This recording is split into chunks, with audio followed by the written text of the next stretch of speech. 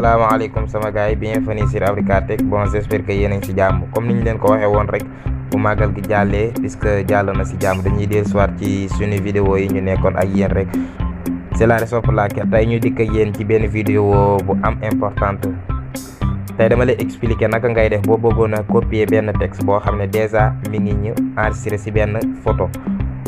léegi boo bëggee comprendre ce que ça veut dire da ngay suivre vidéo bi mais avant ñuy commencer rek ñu ngi lay fàttali bu fekkee abonné go ci suñu chaîne bi Africa-Tech nga abonné fa mais aussi ngay like vidéo yi. mais léegi li ñuy def mooy dañuy dem paramètre, voilà léegi bu ñëwee paramètre léegi dañuy ñëw écran. ensuite boo ñëwee écran nga ñëw volet latéraux, ensuite nga coché ko boo ko activé nga daal koy bës, voilà boo paree nga bësaat volet, voilà. léegi boo ñëwee ba fii nii sélection intelligente gi bu fekkente ne activé wul moom ngay activé, voilà. léegi boo ko activé boo vérifié da ngay génnaat, boo ko activé déjà boo paree da ngay génn, voilà. boo génnee sa téléphone bi boo waree partout dans l'écran ci côté yi di nga seen benn affaire bu affiché, voilà. boo vérifié gis nga di nga ko seen comme ça lay nii lay mel quoi,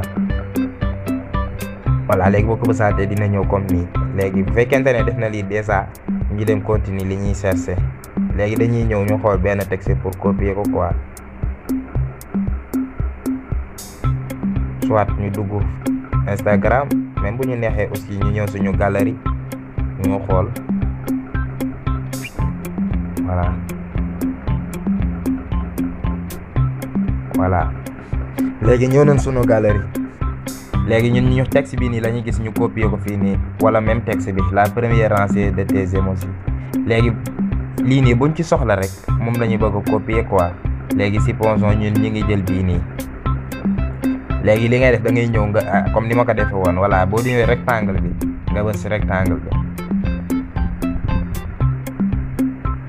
voilà. boo bësee rectangle bi léegi mu def nii, ensuite nga xool nga def nii, ensuite nga bës terminer, voilà. léegi boo bësee terminer ensuite nga bës extraire texte nga bës ko, ensuite nga bës copier, voilà. déjà texte bi li nga xam ne moom lañ bind mooy génération 2021 et cetera jusqu'à Sénégal moom moo copier yow. léegi bu fekkee da nga ko bëgg a recopier fenn léegi da ngay ñëw nga coller ko aussi fenn pour vérifier est-ce que ça se fait ou pas, voilà.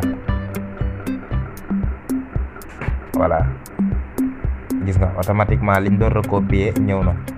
j'espère que ne li ma lay expliquer leer na, jàppe naa ne boo ko chiffrer di nga comprendre, mais aussi gis naa ne lu la am importance la.